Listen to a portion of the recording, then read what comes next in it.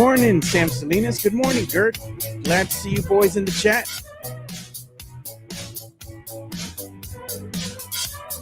Got a lot of stuff to talk about today. We got an announcement that came through. Do we? Yeah, and an NBA player just announced he's retiring from NBA basketball. We also have a suspension to talk about involving a linebacker from UTSA. And we're going to talk about Team USA basketball beating South Sudan. Are they back? Okay, so Jason Tatum didn't play the first time, right? Another big name got 0 minutes yesterday. Oh, say it ain't so. You know, Steve Kerr, he can't help himself.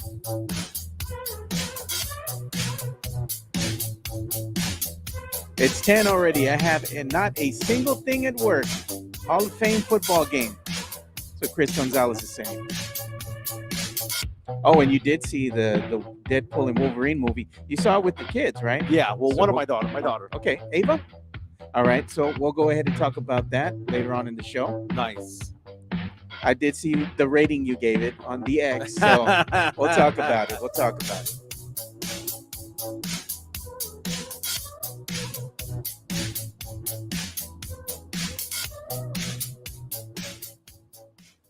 Welcome to another episode of the Alamo City Sportscast with Mike Jimenez and Joe Garcia.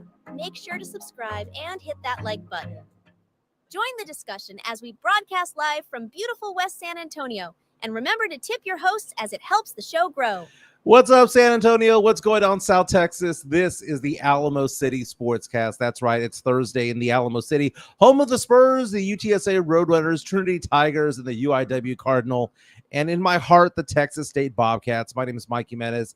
That is Joe Garcia. We're going to have a fun show today. Lots to get into. The Olympics keep going on. Team USA out there on the court yesterday, beating South Sudan. You know, South Sudan was 6 seconds away from winning in the exhibition game about a week or two ago. Yeah. 26-point spread. We were like, God, man, Sudan's gonna keep it close. Keep it close. Nah, man. Team USA opened up a can of whoop ass.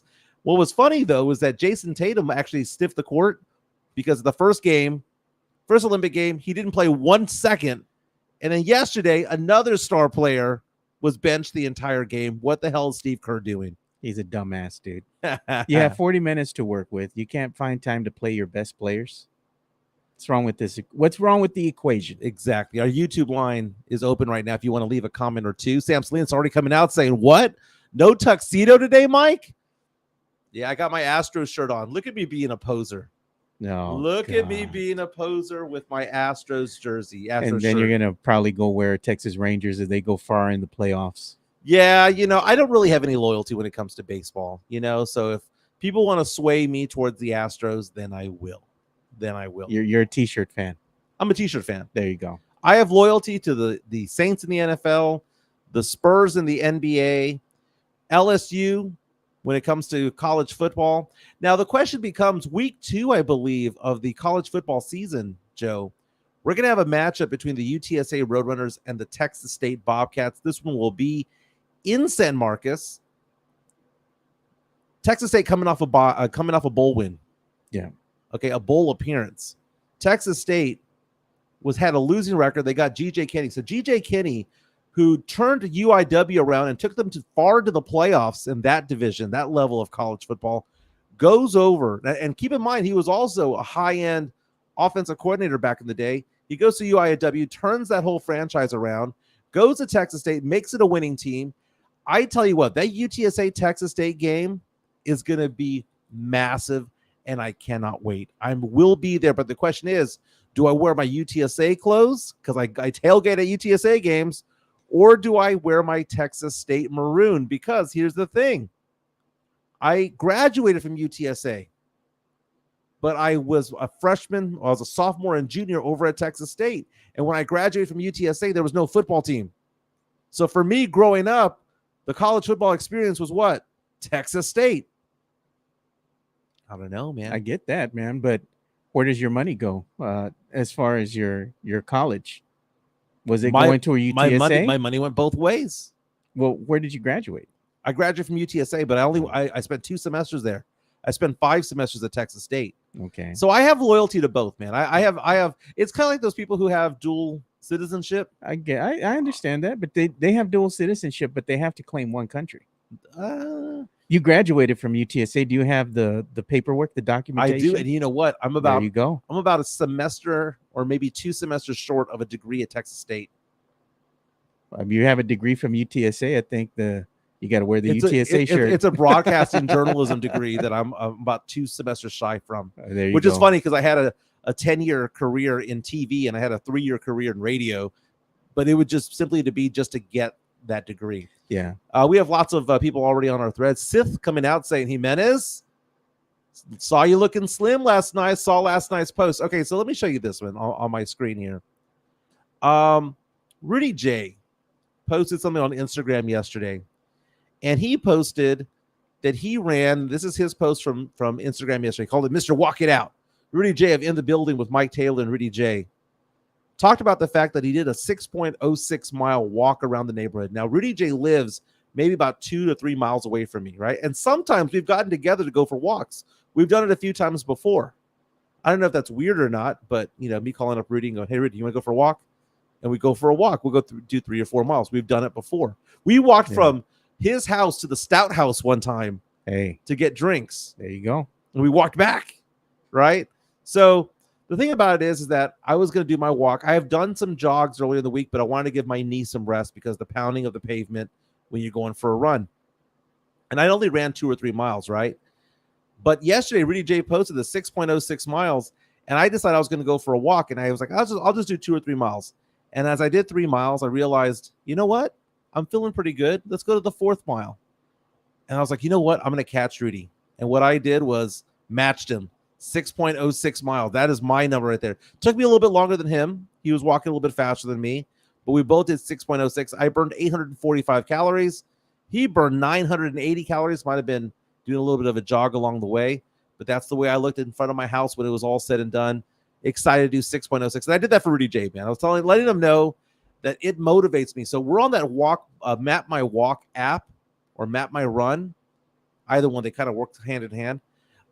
You can see whenever your friend walks and you can see the pace that they're at, the elevation and stuff like that. And people were reaching out to me going, Jimenez, nice run, nice walk. I had people reach out to me this morning say that they want to go with me again if I'd be willing to do 6 miles again today. But I am at the trimmest I've been. It's not so much about weight anymore because the scale's not moving that much. I'm still down from about a year ago, 17 pounds, but my clothes are fitting a lot better. I tried putting on a belt the other day, Joe. Yeah. I was in Houston. I'm glad I took 2 belts on that trip because when I put my belt on, there wasn't enough holes. Like I had to squeeze it in a little bit more. And had I put it on the last hole that was there, the last hole being the one from the bottom, it would have been loose. So I'm lifting weights. Again, people reaching out to me yesterday saying, well, it's kind of too late to get a summer bod. But I'm doing this just to be more limber, man. Just to be out there. Be more limber.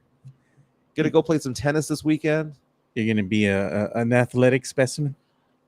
I like to say this. I'm deceptively athletic.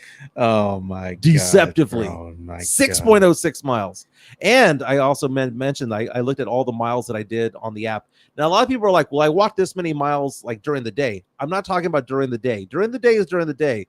I'm talking about going out at night and saying I'm going for a walk or a jog. This is not what I did during the day. This is what I did at 8 o'clock at night, 9 o'clock at night. I did 53 miles on the app in the month of July. Wow, man. We have some interesting stuff that I'm looking at right now that when you were talking right now, I saw pop up on the X. It's been reported now officially by TMZ that Cardi B has filed for divorce from Offset, her husband. From Offset? Yeah. So she finally pulled the trigger on it. Cardi B, Nicki Minaj, they have my heart. Yeah. Megan Thee Stallion, dude, some of these rappers are smoking hot. Yeah. I like Cardi B. She has one of those annoying voices. She's a hardworking woman, dude. But, dude, she works her ass off. That's does. a hustler right there. So I'm not going to – I know you hate Lizzo. No. You hate Lizzo. But respect to her for the art that she does. But Cardi B, man, where she came from and how she's grown and matured as a person, it's amazing, dude. Yeah. And I like Offset, dude. I mean, Well, he just can't be faithful, man. yeah. That's the problem. Isn't that sad? Yeah. Isn't that sad? You know, I saw something here, and I don't know if we want to talk about it or not, but I'm gonna leave it up to you.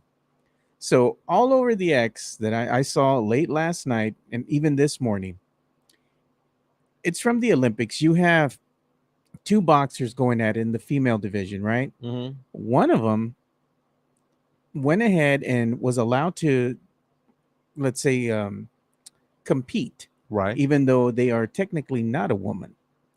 Yeah, And the other one is. So I'm just like, I don't know enough about it to like You have know? a logical. I wish I knew more. it's not so much like we're taking sides here. It's just like, okay, you know? Yeah, I understand the logic of people who identify as certain Genders. Yeah. Okay, and I am not a homophobic person, and to each their own. Right, love who you want to love. That's how you were born. That's just the way that it is. But from a competitive standpoint, It's a disadvantage, it's a man. disadvantage, and it just kind of is what it is. Yeah, well, either way, the match ended after 46 seconds because, I mean, the girl got punched in the face, you know, by somebody who's substantially stronger than the opponent she's normally used Yeah. to facing. And I'm talking about in generalities. I don't Yeah. know the depths of this whole thing. I Yeah. don't know the backstory.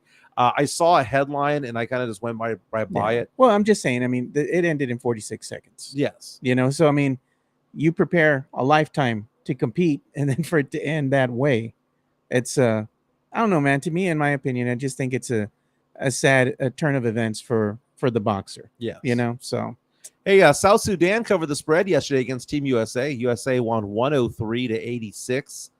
Now going 2-0 in Group C. So there's a handful of teams that are still undefeated. France being one of them after they pulled out that victory over I mean, Japan in overtime. that was one that they could have easily lost against Japan.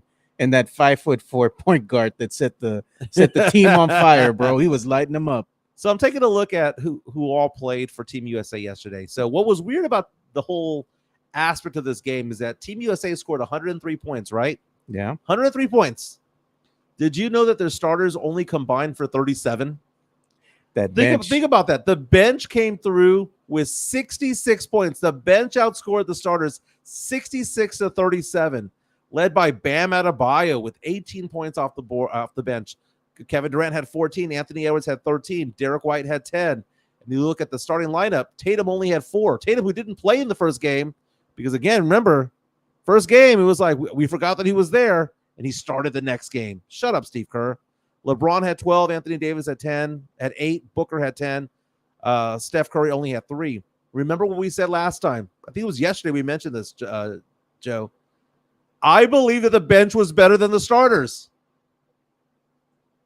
The original starting lineup of LeBron, Booker, Curry, Drew Holiday, and White, I was like, the bench is better.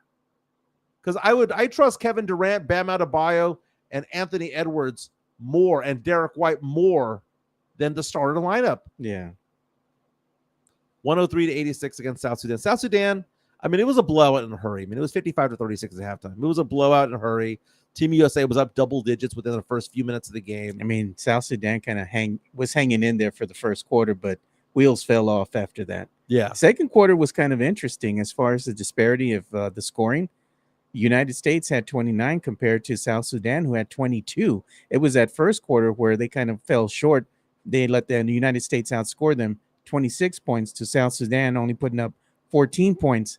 Third quarter, South Sudan came out and bested the United States 21-18.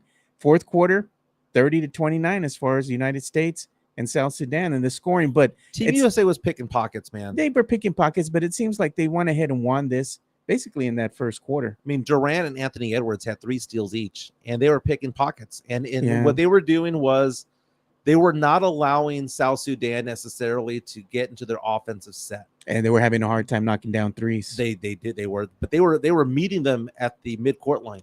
Yeah. They were like, we're going to pressuring them. We're going to start. It wasn't a full court press. No. It wasn't a zone. But they were putting pressure on them. They put the pressure right at the midcourt line, and they would either pick their pocket or disrupt the flow of the offense. They were not letting them get into their offensive sets. They were actually trying to get rebounds. Yes, and that's where Anthony Edwards was. And then also understanding that, you know what, these South Sudan guys can't guard the rim. Yeah. You know, alley-oop after alley-oop, just toss it up. Yeah. Just toss it up. Adebayo's going to go get it. Toss it up. And you're going to see LeBron get it, or you're going to see Anthony Davis get it. Just and I toss bet you it that up. was the players figuring that out, not the coach. Yeah. Because what happened with Steve Kerr? He did lay an egg again. Who did he not play in this game? He did not play Joel Embiid. Say it ain't so. Gee, I mean, Joel Embiid got a DNP, did not play. Coach's decision. So it's weird how, imagine this. Imagine Team USA makes it all the way to the gold medal game. Gold medal game. And he doesn't play a star for the gold medal game. He played Bam Adebayo. Bam is a team player. And Joel Bam is a two-way player. Joel Embiid is a very, very, very good player. And, you know, you can argue he's a top 7 player in the NBA. But they invited him over, but man. He needs to be the focal point of an offense. Like the offense needs to run through him. Yeah, but the coaches don't they get the players and they're like, hey, we want you on our team. Yeah. They wanted him. But they're assembling an all-star team. Okay. The belief of Team USA is that they're going to beat you based simply on talent as opposed to cohesiveness, rapport, whatever you want to call it. That's what Team USA does. We're going to out-talent you. The problem is that other countries, whether it be Germany or France, is gaining on that talent. They have less talent, but they have more cohesiveness because they play all the time together. That's why you see the boomers from Australia do well and Patty go well. These players on Team USA have not played with each other. And if they have, it's been for like a summer. Germany, Canada, Australia, they grow together. And at some point, we're going to get caught. I mean, we got caught in 2004 with Argentina. Yeah. At some point, we're going to get caught. But Kevin Durant going out there, there was a point in time in the third quarter where there was a referee, a FIBA official that was being yelled at by 3 Team USA players, right? They were just getting pissed off. And if I had to tell you which 3 they were, you knew who they were. You knew who the crybaby was. It was LeBron James. And it was LeBron James, Kevin Durant, and Steph Curry going after the official. And the announcer was like, this official will have a story to tell that 3 of the 15 greatest players in NBA history were yelling at him at the same time. I thought that was funny. Yeah, I mean, the game is pretty boring, dude. I'm going to be honest with you. I watched the whole thing in its entirety, and I was not entertained. This was just Team USA beating up on South Sudan. And the problem is when you have these types of games, you know, in the Olympics, you have these international teams. One of the things that you don't want to do is fall behind by double digits right out of the gate because it's hard to climb back in the game. Mm-hmm. And that's exactly what happened with South Sudan. The United States came out, wanted to make a statement, punched him in the face right away. Unfortunately for South Sudan, they're just not talented enough to overcome the deficit. And the United States has more talent, and that disparity was on full display yesterday. At the end of the day, the team with the better talent won, but it's not always that way. Mm-hmm. And as the United States goes further and further into this Olympic play, I think they're going to be pressed by some of the better teams. I agree. Women's basketball gets going today. They're taking on Belgium today. As for the men's side, where Team USA, you know, whether it be LeBron and all those guys, they're not playing today. Wemby's not playing today. They all start playing again tomorrow. Tomorrow you have Brazil taking on Japan. Australia going up against Greece. So you're going to have Patty Mills going up against Giannis in that game. Canada is taking on Spain, and France is going up against Germany. Team USA does not get going again until Saturday when they play Puerto Rico. Hey, wait a minute. I thought Puerto Rico was part of the United States. How did that happen? It's a United States territory, Mike. Right. Yeah. So you're saying that there's Guamanian players as well? Yeah, I mean, it's a U.S. territory. Is there a Virgin Islands? Come on. How is Puerto Rico not part of us? It's a U.S. territory. I know. Not a state yet. Not a state, but a territory. Oh, my goodness. So it's kind of like you're part of us, but not really. Yeah, the United States. Washington looks over at San Juan, Puerto Rico, and is like, man, you guys are broke, man. You guys have a ton of debt. We're okay. We're okay. We saw your credit score. Your credit score does not qualify to be part of the union. We saw that credit score. You all right? Where you at? Man, you know, one thing that I did see coming out here that I wanted to talk about real quick is that Team USA won a medal in rowing. That hadn't happened in quite some time. The men actually won a gold medal. since this is the first time since 1960, Mhm. that they actually won a gold medal. So congratulations to the men's rowing team. Yeah. Sam Salinas reaches out and says Tim Duncan played USA basketball because the Virgin Islands did not have a team when he first played. If the Virgin Islands had a team, Tim, might have played against the U.S. The medal count, by the way, has been updated this morning. Oh, I United saw. States has 31 medals. How many gold? It's just 6, man. I mean, Still. we have the most silver at 13. We have the most bronze Oh, at man. 12. But look at all the countries that have more gold medals. China with 11 gold medals. France with 8. Japan with 8. Australia with 7. Australia has more. The Boomers in Australia have more gold medals than Team USA. But again, when you add them all up, we got 31, baby. But they ain't gold. Not a lot of them are gold. One of the things that I watched yesterday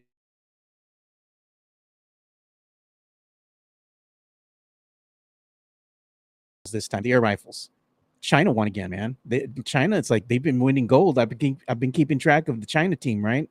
They keep winning gold. They're just so damn good, dude. And the other thing that I watched yesterday, for the first time, I mean, not for the first time in this Olympics, was the kayaking, dude. The women's kayaking. That's interesting, man. I don't know if you ever paid attention to it or watched it, but they have like this little obstacle course they got to go through with these rapids. Man, that's hard. What they're doing, that is crazy, dude. They're like, it's incredible how they're able to navigate through that course with the rapids going on. That is a white people sport right there, man. Hey. That you're not gonna see a bunch of brothers and Mexicans going out No, there in the man. white water rapids. Oh, and then the swimming. I did watch the women's swimming yesterday, and they had the United States was not even favored. Sweden was not even favored to win. They were going with some other swimmers, and it was interesting, man. It was they just go back and forth real quick. It's like 2 laps, a back and forth.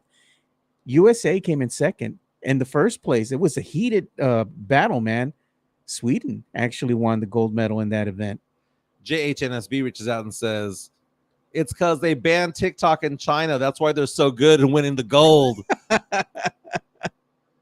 So what's kind of funny about what's going on with the Olympics is that you find that people start falling in love with certain athletes. I know that there was a French swimmer, I believe, that caught the attention of the world because of the bulge he had in his Speedo. I thought the cold water would chill it out, man, but he bulges out getting out of the pool. I think it was a diver or a swimmer. Yeah. But others are falling in love with, if you want to show my screen, like Simone Biles. People are falling in love with their TikToks and their Instagram reels and things like that. And they're like, well, who is this person? And it's funny because whether it be a track and field player, whether it be someone who plays gymnastics or volleyball, some of these. Oh, she's Italian. Yeah. Italian gymnast Giorgia Villa. Apparently posing with Parmesan cheese. Hey, man, if it pays the bills, man. And even the dudes getting into the mix here. Oh, man, I pass on that, man.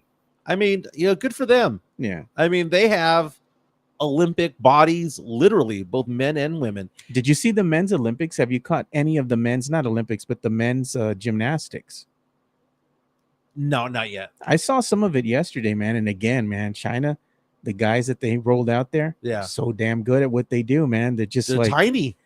They're so strong, though, man. That's the thing with these gymnasts. Is like all of them out there. The men, they're not very tall, but man, they're jacked. They're jacked. They're juiced. Reminds me of Ocean's 11 when they had that little Chinese guy that was jumping. Jumping from the vault to the vault. Yeah. By the way, here's a blast from the past. Michaela Maroney. Remember Michaela Maroney?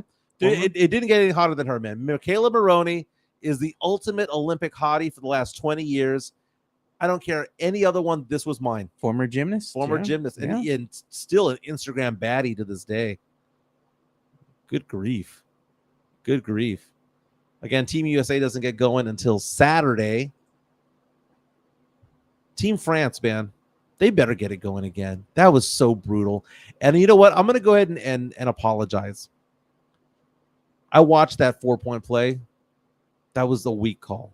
I'm telling you. I understand the call because it looked worse than what it was. It was weak, dude. That's what we said yesterday. But it was weak, man. It was a weak call. Was it a foul? Yeah. Do you call that foul? No. It's a weak call, dude. It was bad. I mean, in the grand scheme of things, Japan should have won that game. Yeah, they You were the know? better team that day. They were the better team. And the problem is that what Japan was lacking in, I guess, their athletes, as far as them being not as good or gifted as the France team, is, man, they were playing with a lot of heart, dude. They were on it. Mm-hmm. They were playing with a lot of heart. They went out there and they put a lot of effort into that game. And that effort and hard work was outworking France, man. That's all it was. Most definitely. Most definitely. You were talking about a retirement in the NBA Yeah, today. man. Gordon Hayward. Dude, Gordon Hayward is that type of player that's 34 years old. He started playing when he was 20. So it's about 14 seasons. Played with the Utah Jazz, Boston Celtics, He's the been Charlotte riddled with injury, man. OKC. Man, that guy could shoot, though, man. He had that gruesome leg injury, remember? Yeah, that was brutal. Career 37% three-point shooter. Gordon Hayward was just that dude. He was not like, I mean, I don't know how to consider Gordon Hayward. He was just a very like good third or fourth option. He was a very good very good role player. Yeah. A very good, not just like he's all right. No, he was a very good role player. One-time All-Star, by the way. Yeah. He could go down in history as saying former All-Star, NBA All-Star, Gordon Hayward. Kind of like Christian Laettner. Christian Laettner was a one-time All-Star as well. Yeah. Did you see the infamous meme from Gordon Hayward? No. They showed him right when he was in college or something like that. And they go, in the beginning, like when you're going to go date, your girl or whatever. Yeah. He goes up to her and he says, "Hi, sir, I'm here to pick up so-and-so." And then they show him with his NBA look, chiseled with the hairdo and everything. And he's dropping off his date, and he goes up to the door and looks at the dad, and he says, "She calls me daddy too." So he went from the college boy to the man. Now, speaking of college boys, CBS Sports today released its college football rankings. Its first top 25 preseason, not only preseason top 25, it's a preseason 134. Number one overall. Georgia Bulldogs. Makes sense. Okay. Ohio State at 2, Oregon at 3. The Texas Longhorns fight at number 4. Alabama at 5, Ole Miss at 6, Penn State at 7, Notre Dame at 8, Michigan at 9, Utah, the Utes. Did you just say Ute?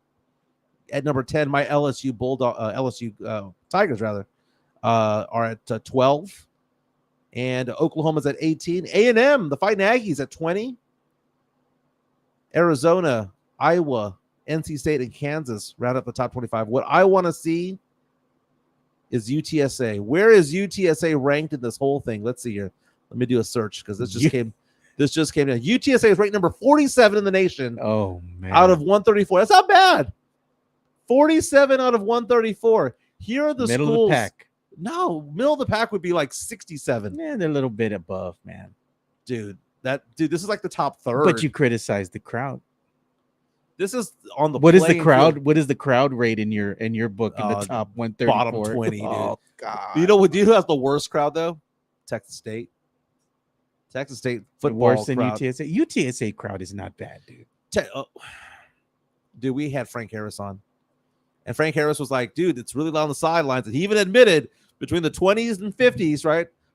20 to the goal line, loud. I'm giving you an opportunity 20 to 20 to step off your soapbox, but you're gonna double down. Man, everyone over there like it's like they're at the movies, just sitting there all quiet. I can't believe you're gonna double down on that. All quiet. UTSA ranked number 47. Look at all the schools that they're ranked over, dude. They're ranked over Colorado, dude. Shadir Sanders and Deion Sanders, all the hoopla around Colorado. UTSA right now, according to CBS Sports, is ranked over Colorado. Oh, ranked Coach Prime. Ranked over Baylor. Texas State, though, here's the thing. Texas State, coming off an 8-5 season, is ranked number 65.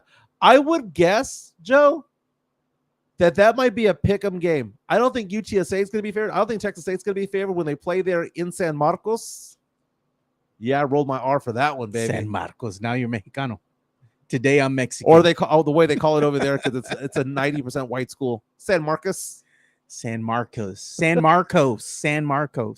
Hey, but is my office off of Blanco Road or Blanco? Blanco. You for you, it's Blanco. It's Blanco. I have forever said Blanco. No, it's Blanco for you, brother. But we do have some news that was breaking here that we're going to talk about, since we're talking about college Oh, football. wait, real fast. Number 134 schools, right? Yeah. Number 133 is Kennesaw State, who plays UTSA week 1, August August 31st. 31st, 3:30 p.m. at the Alamo Dome. So this is what we're gonna get into, man. So our strength of schedule sucks. Yeah. Friend of the show here, JJ Pettis. Great guy, man. He's always covering UTSA. Does a great job. Make sure you give him a follow. He went ahead and put this out on the X. He says UTSA announces that linebacker Martavius French has been suspended from the team. And with further information, he went ahead and put this excerpt out on the X. UTSA football senior linebacker, it says Martavius French has been indefinitely suspended from all football activities due to allegations of personal misconduct, which that has not been disclosed yet, but they say that they are taking these allegations very seriously, and a full investigation is ongoing. And this is by UTSA head coach Jeff Traylor. Yeah, he don't play, man. He don't play. Allegations of personal misconduct that can go a variety of different ways. So we can't really speculate as to what it could be. But there's not a lot of names of UTSA that I know. I mean, you knew Frank Harris. You knew the wide receivers' names. Back in the day, you knew the running back's name. But Martavius French was one that we did know. So this is a big loss for UTSA. We don't know what happened quite yet, but I'm sure it's big enough for him to be off the team. I mean, indefinitely. That sounds like that wasn't a 1 week or 2 week suspension. Sounds like it might be a serious allegation. I mean, hopefully, everything will come out in the end and work for both parties. But something you don't like to hear, man. I mean, especially with these kids, they get these scholarships, and they probably wind up getting paid in the NIL deals that they get, and to lose it on an allegation of something that is very serious and involves an investigation. It's tough, man, because a lot of other kids would die to be in that situation. Most definitely. Most definitely. I'm taking a look at the Texas Longhorns. The Longhorns, you have to be excited for them. But the question becomes, how far is this team going to go? Because I know they're the 4th ranked team, and I know that they are talented enough to be in that situation, right? But at the end of the day, their schedule is so rough this year, man. Like, how many wins can we expect them to get? And on top of that, do they get credit for having such a difficult schedule? Because I am more impressed by a 9-3 team that goes through the gauntlet. Yeah, they're battle tested, as opposed to Alabama, who, don't get me wrong, Alabama goes through the SEC schedule, right? But they oftentimes will say, well, we're not going to play any good teams on the road. That was a Saban thing. Saban never went to another team school that was really good when it was non-conference play. He would play Florida State in Atlanta. He would do a neutral site. But I don't know if you ever noticed that. He would never do a non-conference big game on the road. Yeah. It never happened. The only games that were on the road that were big was when he would go to Georgia or LSU, or he would go to A&M because it was on the schedule, the SEC schedule. But non-conference, Nick Saban stacked the deck so much, and I didn't respect that. But you look at the Longhorn schedule. They start off against Colorado State, okay? But then they go on the road at Michigan. ESPN reporting that the cheap seats in that game are $353.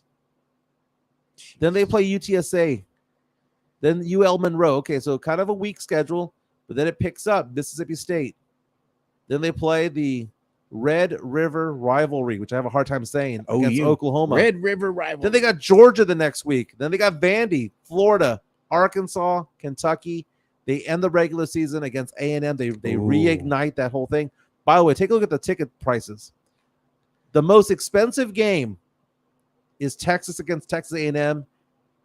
Kyle Field right now. Tickets as low as $566. Nah, I'm good, man. I'm good. I'll be at Buffalo Wild Wings. Down the street. That's a horrible place to watch a game. Remember back in the day going to B-Dubs to watch a game? BD Dubs. That was so 2008, man, to go to Buffalo Wild Wings. But $566. You could get a flight to Paris to go watch the 40 more Spurs play bucks. for $40 more. Round trip. Yeah. I mean, come on, man. $500 to watch a game? No, I'm Yeah. good, man. That's too much. To watch a college game, I mean, if it's a playoff game and it's a team that I've been a fan of all my life and it's Yeah. a once in a lifetime opportunity, you shell out. But just to watch the end of a season game? No, man. Who's going to play at this point, right? It's the last game of the season. If you're going into a playoff, are you going to play your starters or are you going to give them limited minutes and rest them? Right. You know, come on. So Mario Cavazos reaches out to us on our YouTube stream and says UTSA will only go as far as Owen McCown goes. Owen McCown, the sophomore quarterback for the UTSA Roadrunners, previously played for the Colorado Buffaloes. Again, there's no more Frank Harris. This is the first time in a decade that we don't have Frank Harris. Frank Harris was on the team for 7 years. Jeez, because of injuries and COVID and red shirt and all that stuff. We now have a new quarterback. It's time to get excited. New era. Time to get excited. We need to get Frank Harris back in the studio so we can talk. We will. And the thing is, look at this update from Hanover Fist. They have UFC going to be making history by having a fight or an event in the Sphere in Las Vegas. Right. First time. It's a big hyped up event, right? Mm-hmm. First of its kind, because we're used to the Sphere hosting what? Concerts. And IMAX type stuff. Yeah, but they have not done a sports event there. This is going to be the first time. Groundbreaking thing, right? Hanover Fist says UFC at the Sphere in Las Vegas. Cheapest seat, Mike, $4K. Okay, Jeez, so I've been to the Sphere. It's a fun time. It's a beautiful facility. Oh, no doubt. But the stands around it are not necessarily. Maybe it is in the round. Yeah, they cut off a portion of it for the video screen display. There's no bad seat in the house. But 4K to watch a UFC event? Yeah, that's stupid. Bro, come on. Like what? Okay, so like I look at tickets, right? So I bought tickets to go see Ice Cube this weekend. Yeah, I'm gonna go watch Ice Cube. Beating drop 4K. Bone Thugs and Harmony. Well, I mean they weren't asking for that, so yeah. The most expensive seat there was like $300. I dropped $115 a ticket. It's not bad, right? $115 a ticket. And it's floor seats. If you want to have lower level seats, but kind of like high up on the rows, about $80. Upper level seats going for about $70, $75. That includes the fees and whatnot. That's doable, man. And I'm thinking about like how much am I willing to spend for some of these things, because I was online this morning looking at Post Malone tickets because he's going to be in Austin in a couple of months. Is he going to be playing at the circuit? Germanium amphitheater. I'm looking at those ticket prices and I'm like, man, it's like $215 a ticket just to have a Posty. And Post is great, but his voice is auto-tuned like a mother, dude. Unless he's singing country. No, it's always auto-tuned. Country's fine, man. Come on. No, you can hear it too. Like I've heard him sing live. He's all right. But, he's all right when he's not auto-tuned. But when he goes in front of the audience, and it's not just him, a lot of these entertainers now, the soundboard engineers and whatnot, they have that auto-tuned. And especially with Post Malone, you can hear that vibrato that they have in the auto-tune. How it goes. So there's a bar behind North Star Mall that does karaoke, right? It's they got filters. I don't know what it's called, Bogies or something like that. Yeah. And it's a pretty cool place. I haven't been there in years. I haven't been there since COVID, right? And but you'd go over there and you do karaoke. Yeah. And I swear they would auto-tune you. They do, man. I'm telling you, man. I swear it was the only place I'd ever been to for karaoke that auto-tuned.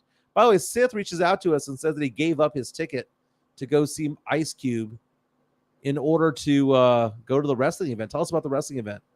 Yeah, so the wrestling event that we have coming up is going to be at Halftime Pizza. We're actually supposed to have the people from Halftime Pizza on today, but it was a scheduling thing, they got back to us right like 26 minutes before we do the show.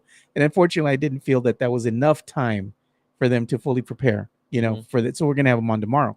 But Sith and Brandon are going to be doing an event at Halftime Pizza on Saturday.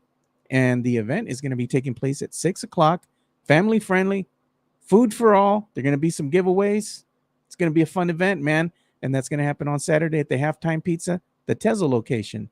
at 6 p.m. But one of the things that I did see come through the wire here that Sith was telling us about right now is the Boeing Techport Arena.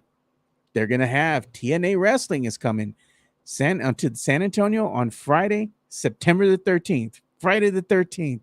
Nice. And they're going to be performing both Saturday. So it's going to be the 13th and the 14th, Friday and Saturday. And if you want to get a little, I guess, early access, you use the password VICTORY to get early access to tickets now up until 10 p.m. tonight if you want to get in on it early. That's pretty badass, man. Techport does a fantastic job. I love going over there. I saw Boys to Men there a couple of years ago. Great place. There's not a bad seat in the house. They only seat maybe 5,000 people there, if that. Yeah. I mean, it's a much better place than, like, remember Freeman Coliseum back in the day? It's horrible, bro. That was a terrible place to watch a concert. It's so hot, dude. They don't even turn the AC on until they start playing the music. It smells like the rodeo still. It does, dude, and it's so dated. But the one at the Techport, the way they have it situated on both sides, when you're sitting down like in the floor seat, and you're in that lower bowl, they have a bar off to the left, they have a bar off to the right, and right next to the bar, like not even like far away at all, you got the men's bathroom and the women's bathroom. Yeah. So you have a bar, and immediately you have two bathrooms that you can use on both sides of the concourse. And the cool thing is that when you walk out around the main concourse, they have a designated area where you can go out and you can get your food and your drink. Nice little place that they have out there. It's just, within walking distance from the actual venue itself, from the concert, when you're going into the main concourse there, the main venue. So, it's funny because we were talking about like the rodeo back in the day. It smells kind of funky over there. You can't get that smell out of there. You have to air it out for years to get it out. I was in Houston last Friday, and I was touring this building that was being retrofitted by another company that does that as an investment. And long story short, they were telling me, they're like, yeah, we build buildings, like big buildings, and we do that as well. And they said they built the Toyota Center, and it was so weird because Toyota Center is where the Houston Rockets play. Yeah. And, lots of events that go there, concerts and whatnot. And they were saying, Michael, we have the ramps there at a very low level. And this is the way they're talking to me. They're like, it's only at 3 degrees. And it's not a very steep climb. Do you know why it's only 3 degrees, Michael? And I looked at him, I said, elephants? And he just looked back at me and goes, yeah, that's the actual answer. It's the elephants from the circus. Oh, they have to have the flooring at a slope to accommodate the elephants and the giraffes. That's craziness, dude.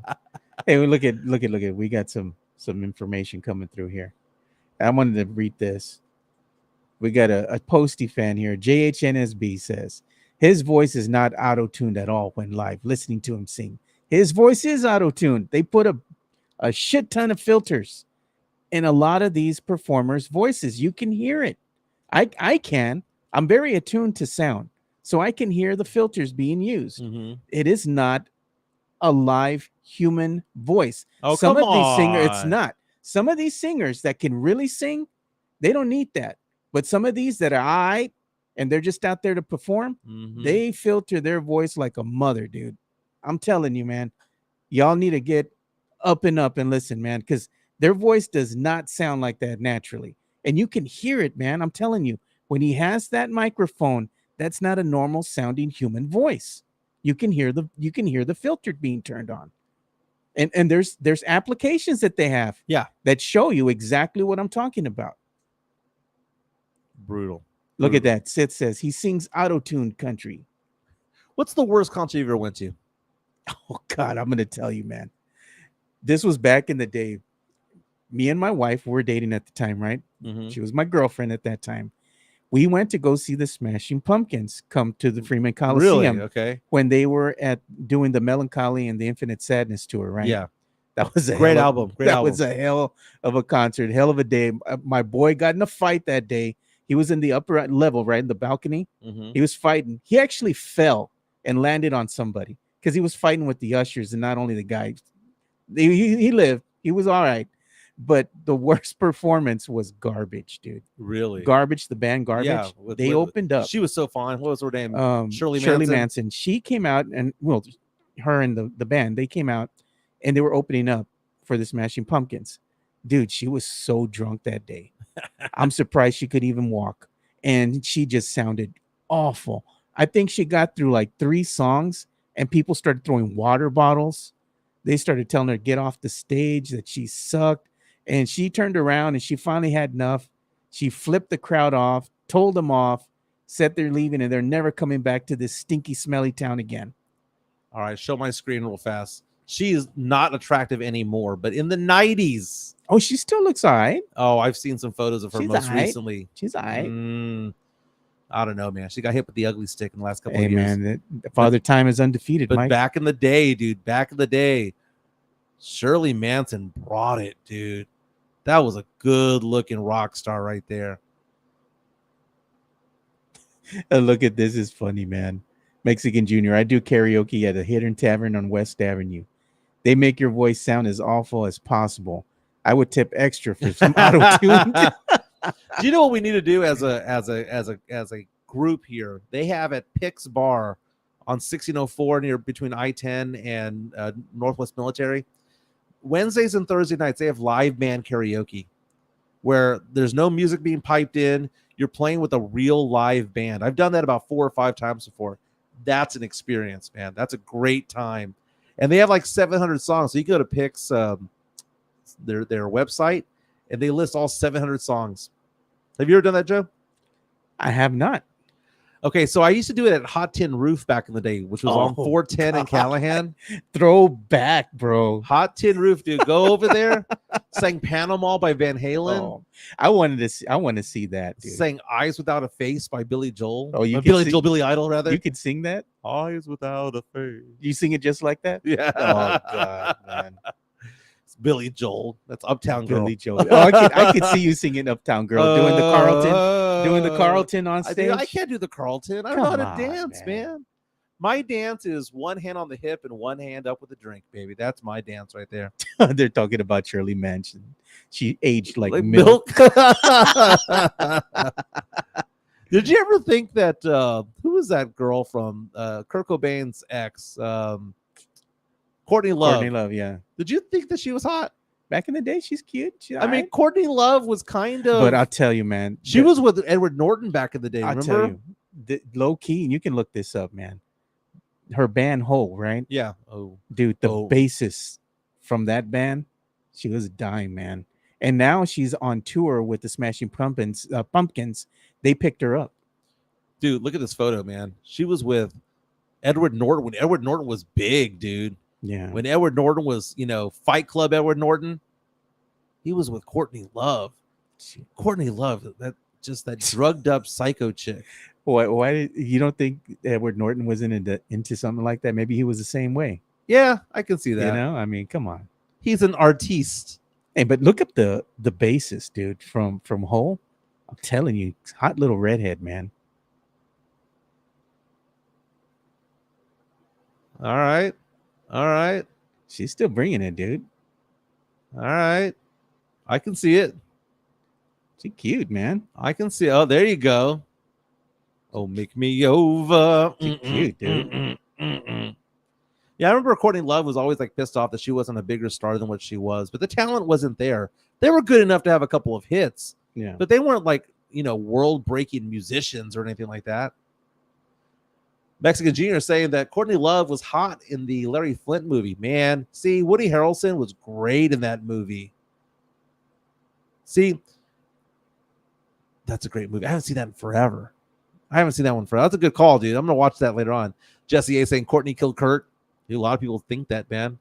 I'd kill myself if that was my girl. Meatloaf, more like roast beef. Meatloaf, which came out in Fight Club. He was Big Moosey with the big tits. No, remember? I remember that, dude. Salisbury steak. Ed Norton was with Courtney Love and Salma. No. Ed Norton, Salma Hayek, was that a thing? They were. They were together for 4 years. Damn. He had her in her prime. He's having dinner with her right here. Wow. How did I not know this? He got the goat, man. He got the goat. He got the goat in her prime. What's funny? Me and Chris Leha were talking in the morning. We're talking about Salma Hayek, dude. How hot she is, man. Yeah. Yeah. I mean, she is. It's a nugget, man. Nugget. Sith and Salma. I know Swiss is probably going to go ahead and superimpose Sith right next to Salma Hayek, dude. You watch. They're quick with these memes, man. Yeah, we had somebody say the Cardigans from the 90s. Oh, yeah, the Cardigans. Oh, God. The singer. Is that love me, say that you love me. Yeah, she was kind of a nerdy hot, dude. Remember the girls from the Corrs? Oh, yeah. You Leave Me Breathless? Yeah. Oh, my God, dude. All three of them were just insanely That was hot. such a corny pop song, dude. It was a great song, dude. I go to like Walgreens or I go to like HEB and I'm all, oh. Are we at that you age now leave where they're me playing bangers at the breathless? HEB, at the Walmart? One of my friends was telling me that. He's like, hey, bro, man. I was out here doing my shopping at HEB. He goes, they dropping some bangers, bro. He goes, are we at that age now where they're dropping bangers at the HEB? He said he got his card. He was like, okay. I'll take my AirPods out. So I was at Get It On Tonight. You know that song by Montel Jordan? Get It On, Get It On Tonight. That was on at HEB the other day. I was like, man, they're in a groove today, baby. And look, they got a SAFC match coming up here on Saturday. SAFC match Saturday. Are we allowed to drink? What's going on with Antonio. that? What's going you on with can that? Drink. I mean, but they're just not doing that I don't think they're doing the tailgates right now. So you can go to the match. You can go ahead and have beers there if you want. Yeah. I don't know if it's dollar beer night that night. You got to check. Got to look at the schedule. Let's get some love to MCS General Contracting, because in honor, we're going to pour one out for Salma Hayek, because did not realize that she was in a relationship with Edward Norton for 4 years. The GOAT, man. He got the GOAT. MCS General Contracting, more than 30 years of combined experience in concrete placement. They are the best in the business. Honest pricing, high quality work. They get going on house foundations, driveways, concrete patio decks. If you want to extend the deck, extend the driveway. If you're a business and you need to put together a slab, a parking lot, or other concrete placement services or sidewalks, reach out to MCS General Contracting at 210-774-9155. They're confident in their skills, so give Chris Leha over at MCS General Contracting a call at 210-774-9155. And thank you for being a sponsor of this show. That Diamond Hard Concrete by MCS General Contracting. I am a client of theirs, man. I'm a happy customer. They did a sidewalk at my house. They extended my covered patio. Dude, this weekend, though, I got to get the yard done, man. Again? We had that rain from a couple of weeks ago. Dude. And for some reason, my bushes are growing at an odd pace. Like one's growing larger than the other at a faster pace. So I got to get in on that this weekend, man. So that's what I'm going to be doing. Probably, maybe not even this weekend. I think I'll do it today. You're going to be pruning. Pretty much, man. You're going to have the dogs in the backyard? Dude, Cody's on my shit list right now, man. Cody pissed everywhere last night. Oh, man. He pissed everywhere. So I have Norma coming in, who's going to be, she comes in and mops the floors and whatnot. She's coming in tomorrow. I swear my house smells like piss. Like urine. It just pisses me off, because it wasn't just like in the living room, because I have tile. So yeah. On the tile, like, oh, okay, whatever, it happens from time to time. Was in the pantry, was in the laundry room, was in the restroom, was in my office. Now it's all tiled, so it's easy to clean up. But I'm like, how many times did you piss? And the thing is that whenever I crate him, he doesn't pee himself. So now that's the thing. I got to take him back into the crate and put him in there, because I've been very lax about it, letting him like getting old. He's 3. Oh no, he's just misbehaving, dude. Yeah. Maybe he wants to be the alpha, so he's marking his territory. Dude, this is Duncan's house. Duncan, my husky, saying. that is his house. Duncan sleeps on the bed now. Not anymore. Well, no, Duncan does not pee. No, I'm not Duncan. I'm saying Cody's Cody. gonna be in the crate now. But Duncan, it's funny. The husky, I've only seen him have an accident once, and that was like about a week ago. And I think he had the accident because Cody's peeing all over the place. And he's like, "Oh, this is okay."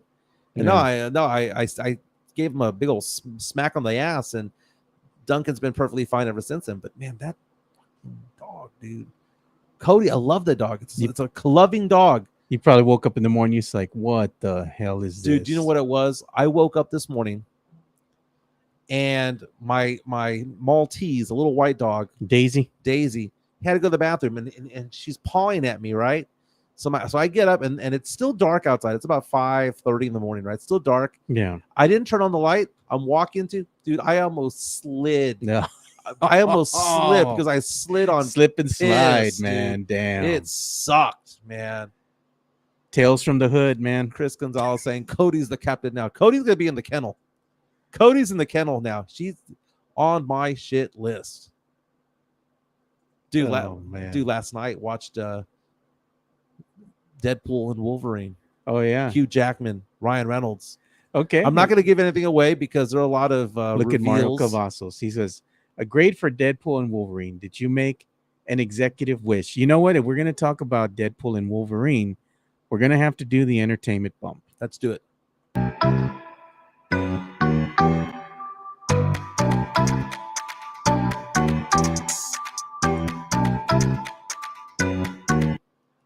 I did not realize that matinee tickets still exist. I went to go Wow, see the they movie do? at 4:00 at Flicks. It was $6 for the ticket. Damn. Prime time is a lot more than that. Yeah, so it's like $14 typically, Yeah. 12 to $14. Went out there, saw Deadpool for $6, but then when I got my tab for all the dinner for me and my kids and the drinks and all that, it was $100 I was total. going to say at least $100. $100 total. Right, just take a C note, right? Yeah. But it's funny when you go to the movies, and I'm taking my daughter over there, my teenage daughter, and I'm Mhm. thinking to myself, why are the previews so racy? And I realize it's because it's an R movie. Exactly. It's an R movie. So it broke the record last weekend for the most money made by an R-rated movie for an opening weekend. It's like over 200 million in the United States. Yeah. It was like double that worldwide. And so I go to the movie theater and I'm looking around and they have like these outtakes that they have out there of Hugh Jackman and Ryan Reynolds. Yesterday, you and Jeff Garcia from Locked On Spurs were telling me that I was going to miss a lot, that I wasn't going to get every reference. Yeah. You're, And I'm sure that there was about 30 references I didn't get, right? But I don't care. yeah. I don't care because it was funny. It was entertaining. Ryan Reynolds, the voice that he gives is funny. There were certain lines that were there that I thought were hysterical because, I mean, kids were like laughing, but I don't think they understood what they were laughing. There was one joke that he said about whiskey dick. Oh, And I was like, the kids are laughing. I'm like, do the kids know what whiskey dick is? they probably don't. Are they just man. laughing because Ryan Reynolds has a voice that indicates that that is a joke and you're supposed to laugh at that Yeah, point? and right? there's the image from the film. Yeah. The dog. Love Oh. the dog. Dog pool. Dog pool. Yeah. So I'm not going to give away much of this movie. I thought it was a great movie. I thought it was entertaining. What did you think It was about funny. the intro right when it started? The Dancing to NSYNC. Oh yes. Okay. So there's an The NSYNC bye reference. bye. Yeah. So that was pretty cool. My question about all this, and this is what I don't know: is Ryan Reynolds always on the screen, or is that just like a dancer? No, I think that was him. Well, because he's covered. I mean, is Ryan Reynolds just doing voiceover work for half No, the movie? they showed they have video of him doing the dance Oh, okay. in the costume. Okay. Yeah. Because I don't know if you can have another dancer or an actor match the mannerisms Yeah, of Ryan Reynolds. exactly. That was him in the costume Yeah. doing that. They showed the video. He's like a blue screen or something they have all around him, Yeah. and that's him. They have a guy that's like right there at his level with the whole camera gear and everything, and he's doing the dance. There was a joke in the middle of the movie that I laughed hysterically at, and no one laughed. And I was the only one there who laughed. He referred to one of the other Deadpools as Van Milder. Oh yeah. Well, I mean, he makes fun of a lot of the movies that he stars in. Yeah. You know? Yeah. So I love the movie. Hugh Jackman. I mean, the guy's jacked to begin with. He's juiced up, man. Oh, I know, man. And he breaks the fourth wall. They all break the fourth wall all the time in the movie. Oh yeah. And my daughter's just looking over at me going, Dad, they keep breaking the fourth wall. And I'm like, do you like that or not? She's laughing and laughing. I'm like, well, I guess that's a good thing. Yeah. I enjoyed the movie. Gonna give it an A because the Deadpool movies do it for me. Okay, so I was told back in the day that I don't like superhero movies, but that I am big into anti-hero movies. And I didn't know what the difference was. So I guess an anti-hero, if I'm not mistaken, Joe, is a good guy who does bad things, Yeah. right? Is a good guy, is on the side of good, but is willing to bend the rules, break the law, or whatever the case may be to get done. Superman is kind of like the one that is doesn't do anything wrong, right? Is always 100% pure. But then you have the Batmans of the world, the Deadpools who are willing to kick ass if need be. I liked Kick-Ass back in the day. Was Kick-Ass part of this whole situation, or what was it? Was it off? Was it an offshoot? It was its own thing. Okay, I liked Kick-Ass. What did you think of those movies? Because that was fun. It was good, but the comics were very intense. Really? Yeah, you just got a little taste. Now, I mean, the lame one that I enjoyed a little bit was Ant-Man. You liked his friend. That Mexicano. Explain what happened. Well, this is what happened. My cousin. Blah, blah, blah. I was like, God, man. How can you have conversation with this dude? And he's that same character in basically every movie that he does, man. He was in that movie. Was it Starsky and Hutch? No, Chips. Chips. It was Chips. He basically played the same character, man. He's got that ADHD. When he was talking about the women in Lululemons and how you can't look at those girls because he's trying to like not get aroused because he's having a problem jerking off, and he goes, "Oh my God, they're wearing Lululemons. Just I can't look at them, but just describe to me what they're doing, what they're wearing." That is funny, dude. Yeah, man. His character's got ADHD for sure. Yeah, it's like Squirrel. He's going off on tangents. Like, bro, just tell me what happened, man. But Deadpool and Wolverine was funny. People are like, "Oh my God, the ending means this," and the ending means I don't know what any of it means. I don't care. It was a montage just to what came before, with Hugh Jackman and the X-Men and all that. From back in the day. I'm sure you've watched maybe one of those X-Men movies. I don't think I've seen any of them. Well, X-Men was a big deal back then. Like Marvel, DC, and whatever the other one is. Yeah. I don't know which ones belong to which. Yeah, no, it's just, you built different, man. Like me and Jeff are big time nerds. We actually probably even went to the same comic book shops on the south side of town. Right. And I'm telling you, man, they used to give us our comics, our little subscription comics that we had. They had your name on a little brown bag, and you would just go in and get your comics like every week or every other week. It was a thing, dude. We get excited for that because it was before internet. We didn't have a cell phone or any of that stuff. Mm-hmm. That's how we got our entertainment. Yeah, I was never into the comic books, man. Never into it. But I do remember back in the day, the big thing going to the movies. I remember seeing Batman with Michael Keaton and Jack Nicholson. I vividly remember going to that. I was with my friend Ronald from church. We went to go see that movie, and I remember when it came out on VHS, that was a big deal, man. And then you had the Prince song, The Bat Dance. Oh, God. That was good. Yeah, the ending was just like the Drew show was saying. The ending was memorial for, the Fox and the Marvel verse. It's just like a montage of what came before. Now, are you surprised that I gave the movie an A? I'm surprised you gave it an A. I didn't think you would. You gave it an A based on what it did for you. It was entertaining. It was funny, but there was a lot more going on. So like if you watched the Loki series, for example, on Disney Plus, you would have known exactly what was happening with what they were explaining and what everything meant, as far as like the void and that kind of stuff. And, yeah, but I don't think that it's something that you can that you need to like. No, you don't need to, but I'm saying like from your perspective, you enjoyed it and that's great. But from our perspective, that we're vested in all these characters' storylines and we watch these other series and it shows you how everything kind of connects at the end of the day, you appreciate it more and you find the little nuances of things that are in there and some of the things that some of these characters say and all that. Like one of the things. But Jeff Garcia was basically saying that I would be lost, and I think it's something to the point where there's certain ways that you can make a movie, where you can gloss over it. I mean, you can appreciate it if you are the nerd that loves everything Marvel, right? Or the lore, the history behind it. But they're writing it in such a way that you can just jump on. I make the reference all the time to Rocky and Creed.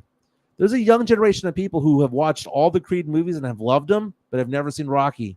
You do not need to see Rocky 1, 2, 3, 4, 5, 6, and Balboa in order to enjoy Creed. Creed is a standalone thing.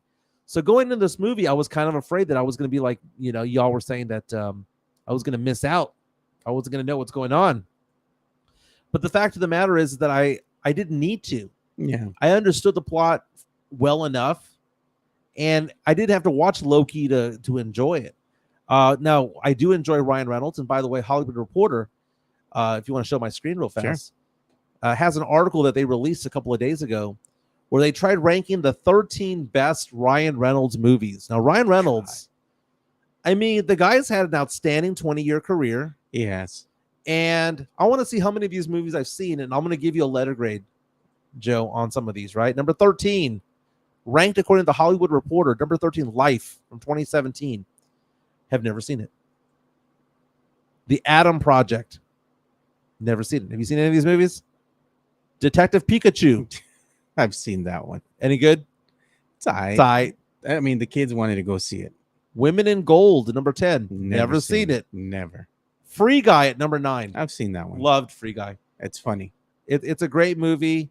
Do you notice that the Ryan Reynolds movies typically have like a big female pop star that sings a song? Like this one was Mariah Carey's Fantasy. Yeah. You know, it was Fantasy, right? Fantasy. And then, you know, you had Madonna in the last movie.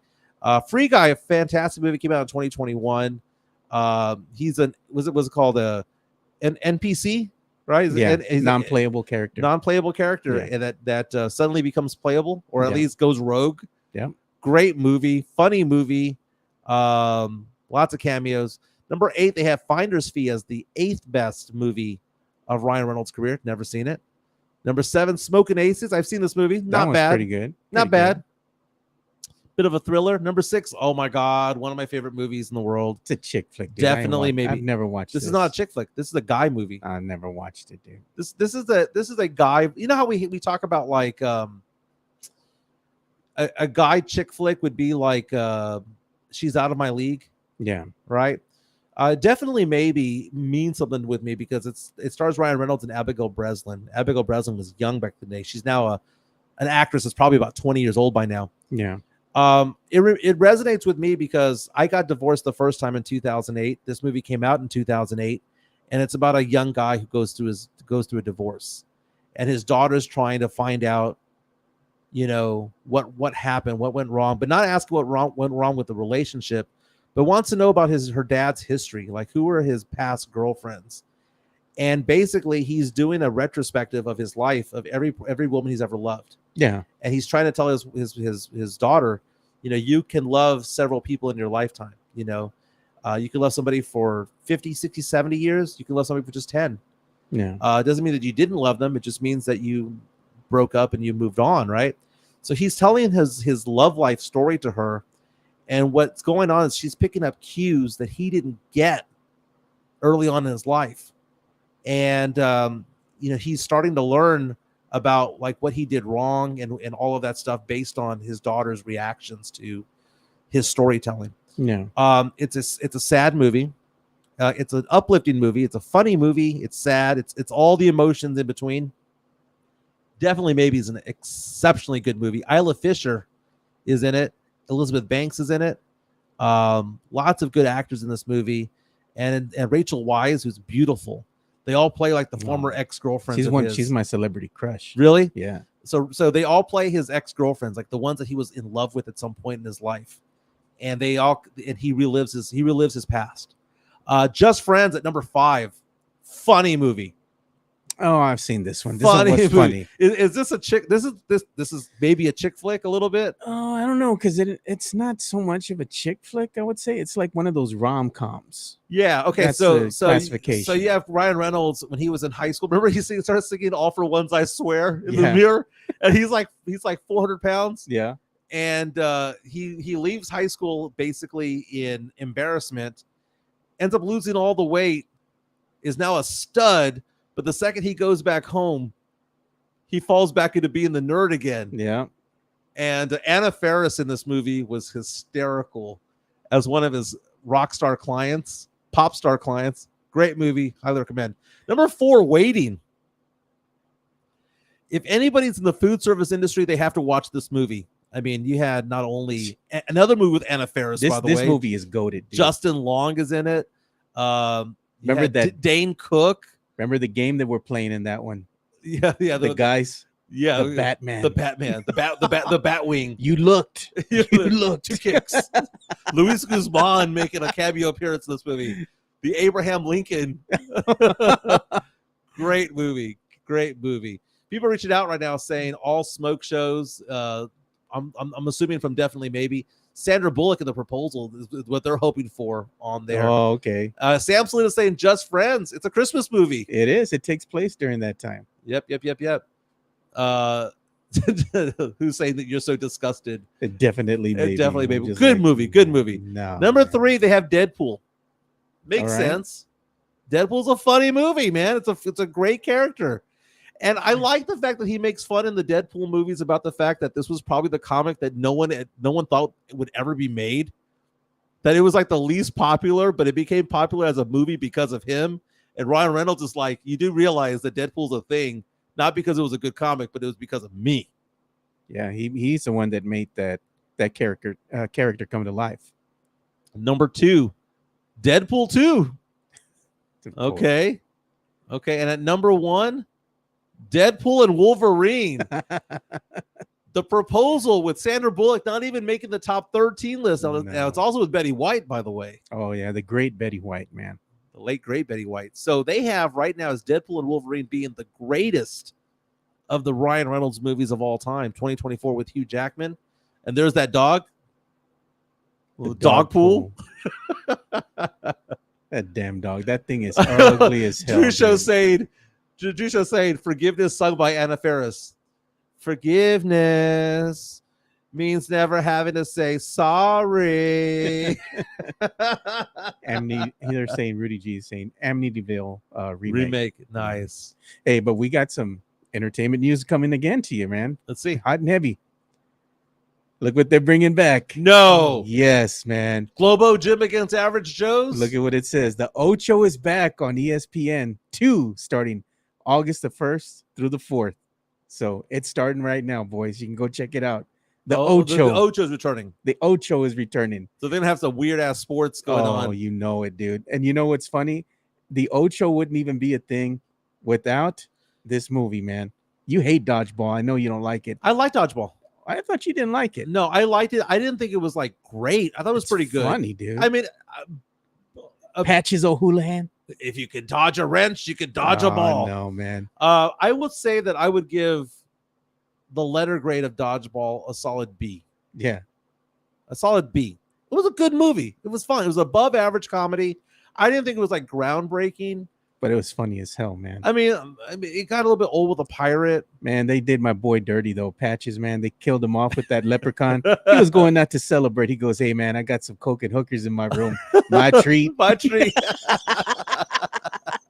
They offed the brother before he even got to the room, man. I like how Ben Stiller got all fat towards the end. Oh, yeah. Oh, eating the bucket of chicken. Oh, did you see, remember that one part where they barged in on him in his office and he was stuffing his crotch full of pizza? He was like, you're not supposed to be here.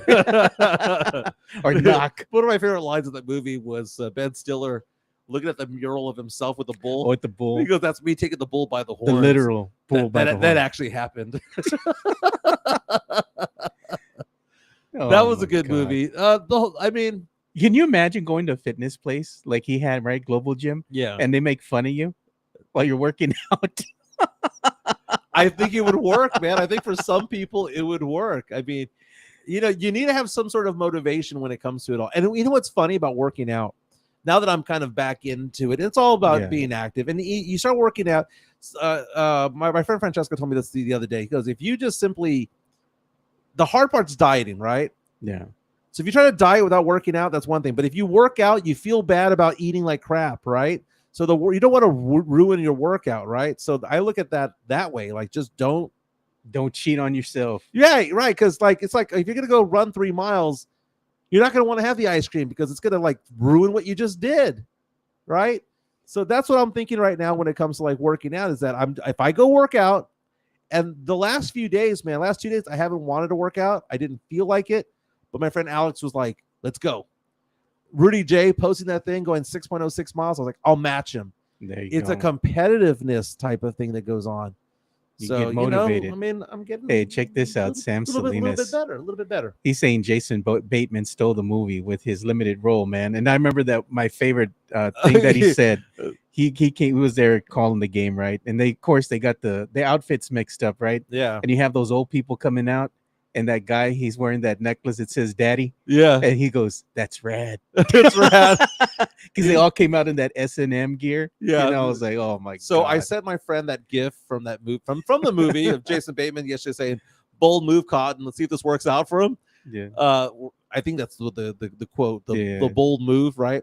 I was saying that yesterday because of Donald Trump speaking at the National Association of Black Journalists, and he starts yelling at the people interviewing him and is going off of Kamala Harris's race and all that.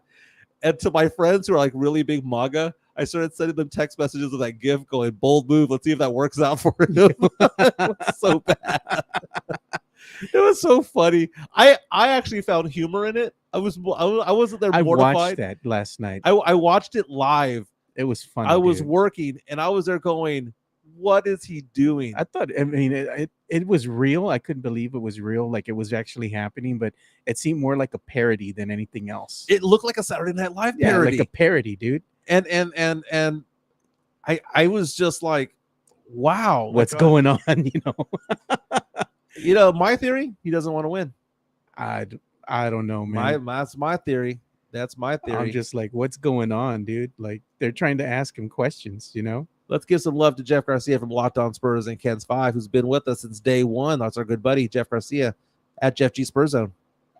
Locked On Spurs is your daily Spurs podcast, hosted by Jeff Garcia, the lead Spurs writer for Ken's 5 San Antonio. Jeff has a healthy plethora of guests all the time on the Locked On Spurs podcast. You can also follow Jeff on Threads at Jeff G Ken's 5 SA. You can also follow Jeff on Twitter at Jeff G Spurs Zone. So make sure you go ahead and give Jeff a follow not only on Threads and Twitter, but also on YouTube at youtube.com/@Locked On Spurs. This is where you're going to be able to find the replay of the Locked On Spurs podcast. Make sure to like, subscribe, and share. Locked On Spurs. Did you know that Locked On Spurs is less than 20 subscribers away from 5,000? No, because Jeff doesn't talk about it. He doesn't look at it. No. I was giving him his numbers the other day, and he goes, "I don't even look at that." But I'm looking at it right now. It says 44,980 subscribers, or in that ballpark range, less than 20 away from 5,000. We need to celebrate that. That'll be a double celebration. 1,000 for us, 5,000 for him. He's been going at it for years, so we want to just catch up with him. But Jeff Garcia was mentioning on our show yesterday that he's not on hiatus. It's just the daily content's winding down a little bit because we're in the middle of the season. There's nothing going on. Free agency's over for the most part. Yeah. The draft is over. Camp hasn't started. So between now and camp, it's going to be a little bit, maybe every other day for a while. The doldrums of the season is what we called it. Mm-hmm. And he does have an article right now, which you're showing right there. It's saying that NBA executives don't expect Spurs, Stefan Castle, should I say, to win Rookie of the Year in this ESPN poll. Yeah, it's an ESPN poll basically talking about who they believe is going to be Rookie of the Year. And, if you're the number 4 overall pick, here's the thing about Stefan Castle. I'll give you the argument for him not making the Rookie of the Year. He might not be starting. Could be, man. So when was the last time you had a Rookie of the Year come off the bench? So that is the thing, because you have, who's he going to start over? He's going to start over Vassell? No. Chris Paul? No. Sohan? No. Harrison Barnes? No. Wemby? No. I mean, he might get 24, 25 minutes. Can he make the most out of that? But really, the award's going to go to somebody who's going to be starting. So somebody's going to need to get hurt for him to start playing some starter minutes. Well, unless they do something drastic at the point guard position. But I mean, for all intents and purposes, Pop is going to roll out CP3. That's going to be a starting point guard. There ain't no way that he's going to start a rookie over CP3. Right. It's not going to happen unless CP3 is injured. And he does from time to time, 15, 20 games. They might sit him. And Vassell also gets hurt 15, 20 games a season, so, he's going to get the opportunity. It just is what it is. He's just going to have to ride that pine pony until his number's called. Now, is this true? Sith coming out saying that Burger Boy is releasing a Buñuelo flavored shake. Wow. Is that true?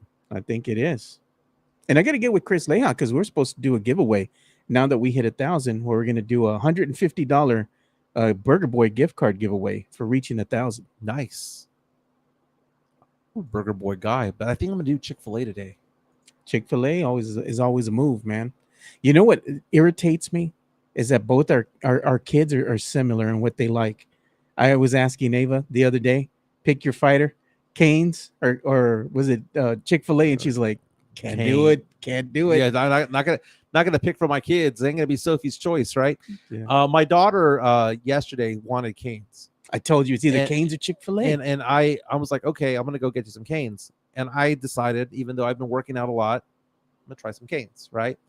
Now I noticed they give you the calorie count. Oh yeah. You know, and it says, okay, this meal's 1,400 calories. That's a lot. But they had the sandwich that was only like 1,100 calories. Now, Okay. now according to my size, according to these apps, it says that I burn about 3,500, 3,600 calories a day. Okay. Just being my size, right? But if you work out, you know, but if I want to lose a pound a week, I need to be at around 2,400 calories when you include working out, right? So if I burn 500 calories working out, I can do 2,400 plus 500, get to 29. I map that out, right? So I was like, okay, well then I don't eat breakfast because I'm intermittent fasting. My fast today ends at 11 a.m., which is already passed. Yeah. So I've done my 16 hours. So it'll be a 17-hour fast when it's all said and done. But I look at it, the sandwich, which I had never had before at Cane's, because I usually get the what's it called, the box combo, the 4 with. Oh yeah. I got the box combo. I had never tried the sandwich before. The sandwich actually comes with fewer fries, and it's one fewer strip. It's like 300 fewer calories combined. It's like 1,100 for the meal. So I'm like, I'll do that one instead. You drink a water instead of a soda. Yeah. Dude, that sandwich is pretty damn good, man. They drenched it in that sauce. That sauce, man, it makes everything taste palatable. Without the sauce, it's not that good, man. Hey, if you want to go on my screen right now. Oh, I've been showing the screen. Oh yeah, man. The cochinos out there in the hill country, man. Express News reporting that Kerr County had a prostitution sting. They got 20 guys busted. A lot of them wanting to have kids as their victims. Ugh, that's nasty, dude. You've got Fernando Vasquez, 30-year-old from San Antonio, making his way up to Kerr County because he wanted to solicit prostitution from a minor. Not him, no, but a handful of these people that were arrested that they've listed here. I wonder how they get these people. Like man. Presley James Hartig of Kerrville was arrested on solicitation of prostitution and one count of solicitation of a minor. His bond set at 20,000. Nah, man, they need to put him in the wood chipper, bro. That's what I'm talking about, dude. You know, immediately. But you know, the thing is how do they get these people? Like, do they put up an ad or something? Do they have them walking down around the street? I think it's social media, man. It's weird, dude. Like, these guys are actively looking, and they go to a place and they get caught. You know, like they think it's going to be a girl, and all of a sudden the police squad's on you. You know, Mario Cavazos, dude. You got to repent for what you just posted right now. They be on Sucio. No, this is so sad. The guy's a staple of the neighborhood. So he's mentioning, so Mario's talking about the homeless guy that walks up and down Petrenko Road. And I feel so bad for that guy because he's forever sunburned. Yeah, and he's forever without a shirt. And he's forever big. Like how is he eating? No, have you seen him lately, dude? He's lost some weight. Really? He's lost a lot of weight. The guy's like a walking lobster, man. I feel bad for him, man. But, you know, he hangs out here by the Dutch Brothers. Yeah. You know? He walks from basically up and down. Petrenko, just Petrenko. I'd never seen him anywhere else. Down. I see him like at the kind of like where the Homeland Security building is across the street where that gas station is. My workplace. He goes all the way over here to where like the YMCA is and the Shipley's Donuts. He crosses 151. He goes past the Stout House. He goes over here to the dollar store that's right here in the 151 shopping center. And the Cash America. He goes to like across street from Stevens High School. I've even seen him as far up as the HEB on Petrenko in 1604. I brought him a couple bottled waters one time. And then he circles back around and he walks it all the way back. And all he does is pace. I see him like 5 times a week for like 5 years. True story, dude. We're at the dollar store one time, me and my kids, and he came into the store, right? And he's asking everybody in line, can I get in front of you? Can I get in front of everybody's telling him, no. Oh, really? And he comes up to us And he's like, do you mind if I cut in front of you? And I was like, you know what? You don't even have to cut in front of me. I said, you're just going to buy some waters? I'm next in line. I got you, man. And That's I went, awesome. I got him and I gave him his water. He was so thankful. He just went about his day, dude. But I was like, man, you don't even Is he coherent? He's coherent, but he's got some problems, some mental problems, because he talks to himself a lot, and he knows that he's got some issues, and that's why he's asking to cut in front of people, because he can't help but blurt stuff out. Yeah. And he just wants to get out of the store and leave people alone, you know? Yeah. And I understand that. That's why I was like, man, you don't even need a cut, bro. I got you. I'm next. I'll buy you water for you. Understood. Yeah. Team USA basketball, the women's side, going at 2:00 against Belgium. So Team USA 1-0. They're going to win the gold, dude. I mean, they're by far the class of women's basketball. It ain't even close, dude. The question's not going to be whether they're going to win, but how much are they going to win by? Look at Tim Gonzalez was telling us here in the chat that not to forget that Team USA women's basketball, they're going to play today. They're in action at 2:00 on the USA Network is where they're going to televise. USA Network. Let's make it happen. Real fast. Let's show some love to me. Yeah, if you can get my lower. You got third. your picture? You want me to put up my picture? I want you to put the picture. Okay, you know what? Ooh, we got a $2 super chat. Let's go there. See what we got from Rudy G. Demon Mike and Rachel Pizzolato. Who two is hotties. Rachel Pizzolato? I don't know. We want to show that on screen. We're going to be searching. I'm taking it off. I don't know. Okay.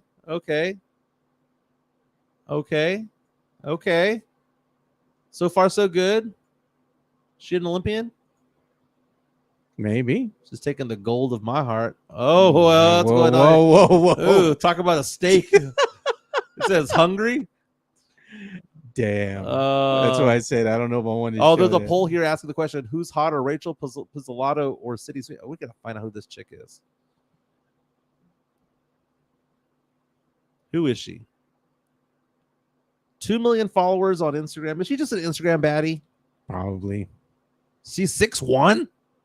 No, I'll take City Sweeney, dude. I ain't gonna go hang with the 6'1" chick. Here it is, man. Seth was saying he tagged us in it. I did retweet this, and it is true.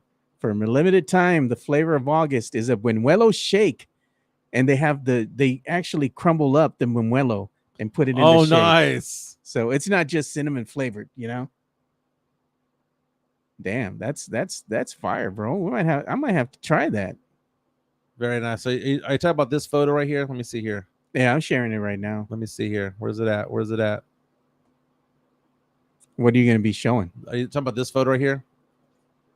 Oh, yes. To show me some love.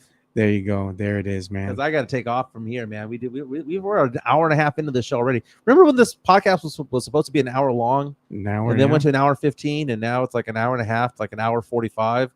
Again, there's no local radio from 10 to 2 here in San Antonio. So you can turn to us in the building with Mike Taylor and Rudy J. But this is me during the day. I don't always wear a suit, don't always wear a sports coat, but I do investments and insurances. So think of me if you have any questions about retirement accounts, old 401ks, things like that. You need to help guiding all that. If you have questions about life insurance, disability insurance, long-term care, that is me. My number is 210. Can you show the lower third, please? Yeah, I'm looking for it right now. Oh, my goodness. I went off and I did my spiel without it. Yeah, I'm looking for the lower third. I can't seem to find it today. Right, the number is 210-508-0369, or just DM me and I'll reach out to you and we'll put it in the proper channels at that point. But that is me on the day job. Got about 14 million in investable assets and about 15 million in insurance assets. That's what I do during the day. If you want me to keep doing the podcast, I need to have someone to talk to and have clients during the day. Because if I don't have clients during the day, I ain't doing the podcast. That's how that works. Help me out. Yeah. Let me know. Yeah, if you have a friend who is leaving their job, has an old 401k, reach out to me. Tell them, hey, go to Michael. We'll help you out with that stuff. I had a meeting the other day with somebody who was somebody that I was kind of pitching an alliance with. Yeah. At the end of the meeting, I asked if he had any questions, and he goes, "You're the guy from Sports Star and the guy on the podcast." And I'm like, that was me. That is me. So Jason Garcia saying I look like JD Vance. No, I don't look like JD Vance. A, I don't have a beard, and B, I am not sexist. But anyway, hope everyone has a fantastic day today. Think the show's on the road tomorrow? Yeah, so what we're trying to do tomorrow is we're going to go ahead. We're not trying, but we're going to do that. we're gonna go and hang out with Fred Jones. And where's he at? What side of town? Don't know. I have it here and the DMs here. And we're gonna go ahead and do a live remote from his man cave bar. Looks like a good time, dude. He said he was gonna roll out the red carpet for us. He's gonna cook barbecue. Nice. He's gonna have some drinks ready for us and everything, man. Hey, man, we're starting early on a Friday. Yeah, it's Friday, dude. So It's Friday, and we what? we don't give a damn. That's what I'm talking about. My name is Mike Jimenez. That's Joe Garcia. We're going to be back tomorrow. Again, everyone have a safe day today. Have a fun day. Come to me if you have any questions about financial stuff. All right, that's me. That's what I do. 210-508-0369. Y'all have a great day. I'll talk to you guys tomorrow. I'll see you boys later.